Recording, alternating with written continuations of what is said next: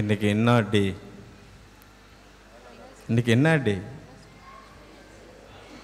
Valentine's டே. Ash Wednesday, Valentine's டே. அப்போ Valentine's டே வாழ்த்து சொல்லலாமா, அல்ல நம்ம கொண்டாடலாமா? கண்டிப்பாக வாழ்த்து சொல்ல வேண்டும், கொண்டாட வேண்டும். ஆனால் உலகத்தின் பார்வை அல்ல, மாறாக வேலண்டைன்ஸ் டே யாரு கூட? ஜீசஸோட. வேலண்டைன்ஸ் டே யாரோட? ஜீசஸோட. ஏன் ஜீசஸோட கொண்டாடணும் அப்படின்னா, அவர் நம்மை அன்பு செய்கின்றார், நாம் அவரை அன்பு செய்கிறோம். I love Jesus, Jesus loves me. அப்போ வேலண்டைன்ஸ் டே யார் கூட? முதல் நாள் ஆஷ் வெட்னஸ்டே, ஜீசஸோட வேலண்டைன்ஸ் டே. ஏன் என்று சொன்னால், நாம் அன்பு செய்யக்கூடிய, நம்மை அன்பு செய்யக்கூடிய இயேசு நமக்காக உயிரை கொடுத்த ஆண்டவர், நமக்காக இரத்தம் சிந்திய ஆண்டவர், நமக்காக வேதனையும் துன்பத்தையும் ஏற்றுக்கொண்ட நம்மளுடைய தெய்வம் இயேசு. எனவே வேலண்டைன்ஸ் டே வித் ஜீசஸ், இயேசுவோட நாம வேலண்டைன்ஸ் டே.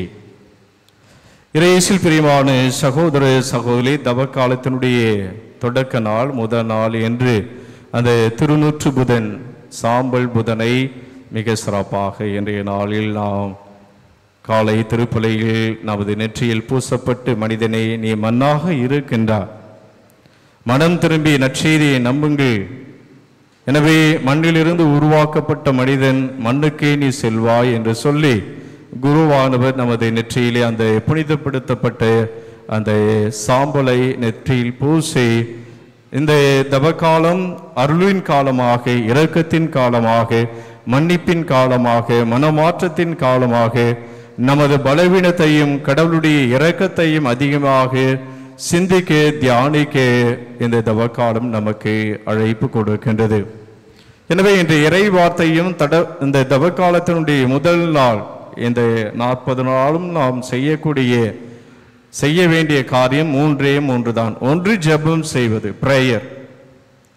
இரண்டாவதாக நோன்பு இருப்பது, ஃபாஸ்டிங் என்று நாம் சொல்கின்றோம். ஒரு சந்தி இருப்பது, அசைவ உணவுகளை நாம் தவிர்ப்பது. அதற்கு அடுத்தபடியாக தர்மம், தான தர்மம் என்று சொல்வோம், கிவ், ஆம்ஸ் கிவிங். நாம் மற்றவர்களுக்கு தர்மம் செய்ய வேண்டும். எனவே இந்த 3 காரியங்களில் நாம் அதிகமாக ஈடுபட இந்த தவக்காலம் நமக்கு சுட்டி காட்டுகின்றது, அழைப்பு கொடுக்கின்றது. ஜெபம் செய்கின்ற பொழுது நான் இயேசுவை தியானிக்கின்றேன். இப்ப திருப்பலிக்கு முன்பாக நான் அழகாக அந்த சிலுவை பாதையை தியானித்தோம், இயேசுனுடைய பாடுகளை சிந்தித்தோம்.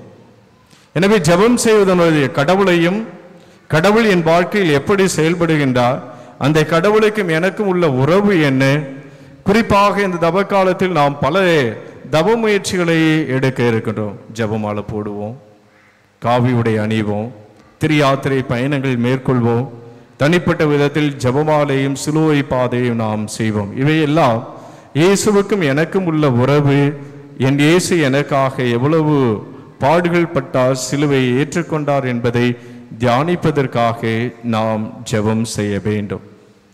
அதற்கு அடுத்தபடியாக நோன்பு இருப்பது, ஃபாஸ்டிங் என்று நாம் சொல்லுவோம். 40 நாட்கள் இருப்போம்.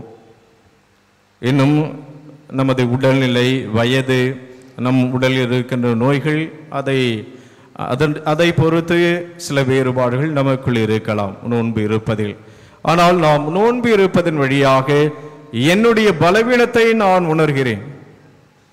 என் வாழ்க்கையில் என்னிடம் இருக்கக்கூடிய பலம் என்ன, பலவீனம் என்ன என்பதை நாம் சிந்திப்பதற்கு அந்த நோன்பு இருத்தலின் வழியாக நமக்குள் ஒரு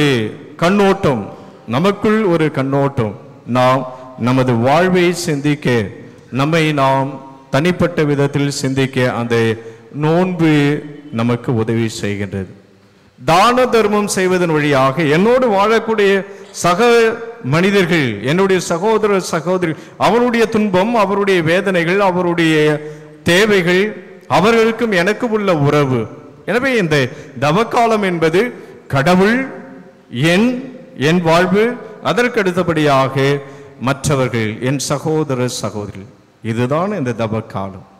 இந்த 3ஐ பற்றி தான் நாம் இந்த 40 நாளும் சிந்திக்க இருக்கின்றோம்.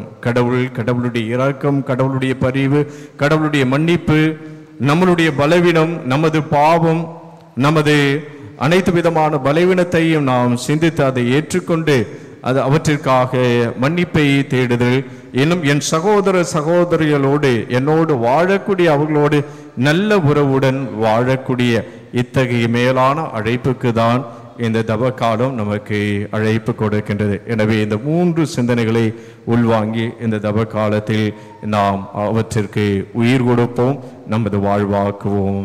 ஆமேன். இப்பொழுது